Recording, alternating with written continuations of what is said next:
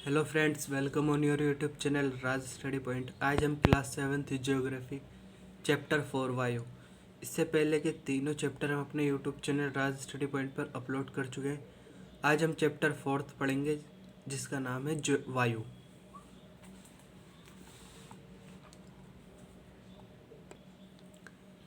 वायुमंडल का संगठन।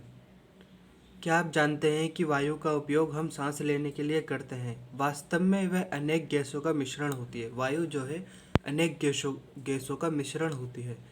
नाइट्रोजन तथा ऑक्सीजन ऐसी दो गैसें हैं जिनसे वायुमंडल का बड़ा भाग बना है। यह आपको याद रखना है कि नाइट्रोजन और ऑक्सीजन जो है ऐसी दो गैसें हैं जिनसे वायुमंडल का बड़ा भाग बना है। Carbon dioxide, helium, ozone, argon एवं हाइड्रोजन कम मात्रा में पाई जाती हैं। ये जो गैस हैं carbon dioxide, helium, ozone, argon एवं हाइड्रोजन, ये कम मात्रा में पाई जाती हैं। ये इस चित्र में वायु के संघटक दे रखे हैं। सबसे ज़्यादा इसमें नाइट्रोजन है, उसके बाद ऑक्सीजन और कार्बन डाइऑक्साइड, आर्गन, ये सब क्या है, कम मात्रा में पाई जाती हैं। नाइट्रोजन वायु में सर्वाधिक पाई जाने वाली गैस है। सबसे ज़्यादा वायु में कौन सी गैस पाई जाती है? नाइट्रोजन। जब हम सांस लेते हैं तब फेफड़ों में कुछ नाइट्रोजन भी ले जाते हैं और फिर उसे बाहर निकाल देते हैं। परंतु पौधों को अपने जीवन के लिए नाइट्रोजन की आवश्यकता होती है।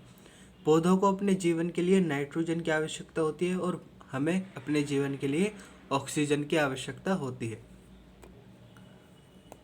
ऑक्सीजन वायु में प्रचुरता से मिलने वाली दूसरी गैस है। ऑक्सीजन जो है वायु में सबसे ज़्यादा मात्रा में पाई जाने वाली दूसरी गैस है। मनुष्य तथा पशु सांस लेने में वायु से ऑक्सीजन प्राप्त करते हैं। जब हम सांस लेते हैं तो हम क्या अपने अंदर ऑक्सीजन लेते हैं। हरे पादप प्रकाश संश्लेषण द्वारा ऑक्सीजन उत्पन्न करते हैं। हरे पादप जो है पेड़ पौधे, ये प्रकाश संश्लेषण की प्रक्रिया द्वारा ऑक्सीजन को उत्पन्न करते हैं। इसलिए कहा जाता है पेड़ जीवन के लिए बहुत महत्वपूर्ण होते हैं। कार्बन डाइऑक्साइड अन्य महत्वपूर्ण गैस है। हरे पादप अपने भोजन के रूप में कार्बन डाइऑक्साइड का प्रयोग करते हैं और ऑक्सीजन वापस देते हैं। कार्बन डाइऑक्साइड वायुमंडल में फैलकर पृथ्वी से विकिरित ऊष्मा को पृथ्वी पर रोककर ग्रीन हाउस प्रभाव पैदा करती है।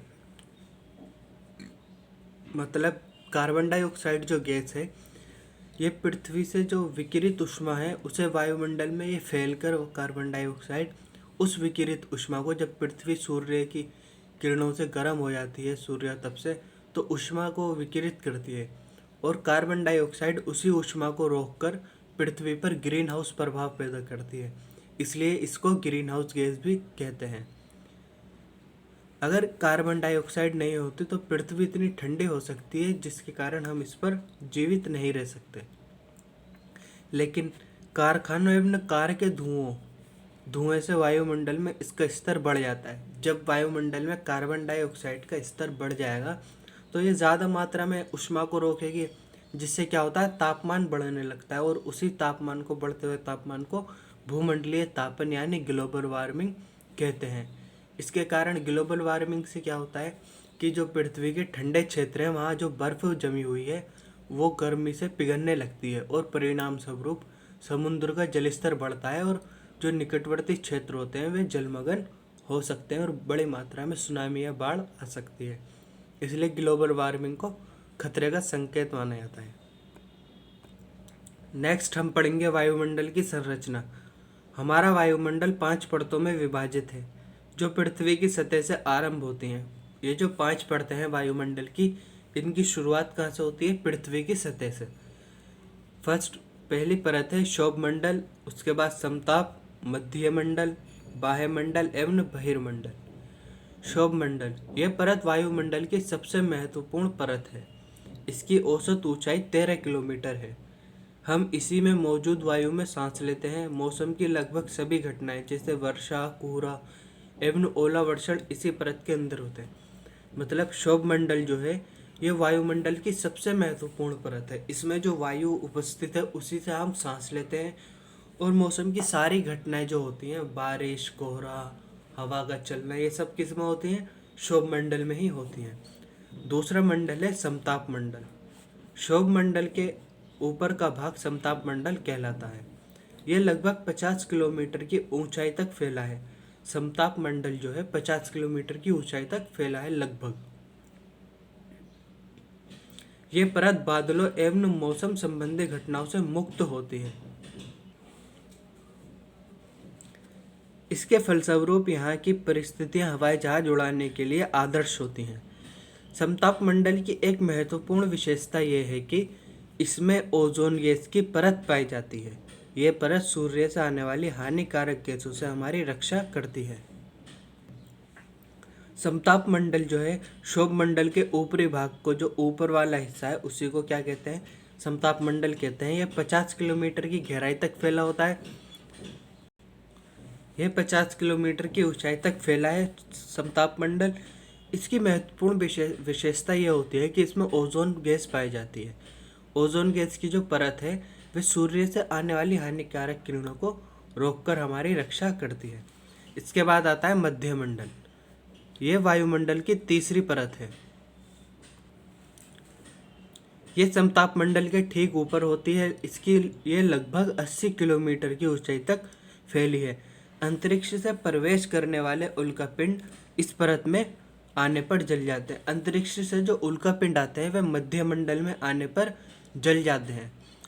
नेक्स्ट है बाह्यमंडल। बाह्यमंडल में बढ़ती ऊंचाई के साथ तापमान अत्यधिक तीव्रता से बढ़ता है। जैसे ही वायुमंडल में ऊंचाई बढ़ेगी तो तापमान भी बढ़ने लगता है। आयन मंडल इस परत का एक भाग है। आयन मंडल जो है वह वायुमंडल का ही एक भाग है। यह लगभग 80 से 400 किलोमीटर तक फैला है।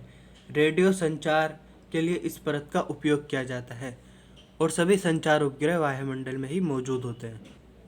बहिर्मंडल। वायुमंडल के सबसे ऊपरी परत को बहिर्मंडल के नाम से जाना जाता है। यह वायु की पतली परत होती है। बहिर्मंडल जो है वायु की पतली परत होती है।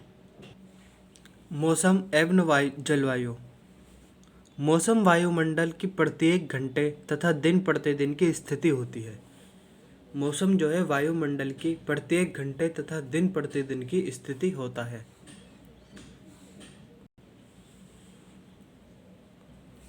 किंतु दीर्घ काल में किसी स्थान का औसत मौसम उस स्थान की जलवायु बताता है। जो औसत मौसम है, जैसे दीर्घ काल लंबी अवधि तक मापा गया मौसम, वो वहाँ की क्या होती है? जलवायु। इस वीडियो में इतना ही। मिलते हैं नेक्स्ट वीडियो में। वीडियो अच्छी लगी तो वीडियो को लाइक करें, शेयर करें एंड कमेंट्स, और अपने दोस्तों के साथ हमारी वीडियो को शेयर करें। मिलते हैं नेक्स्ट वीडियो में। Thank you.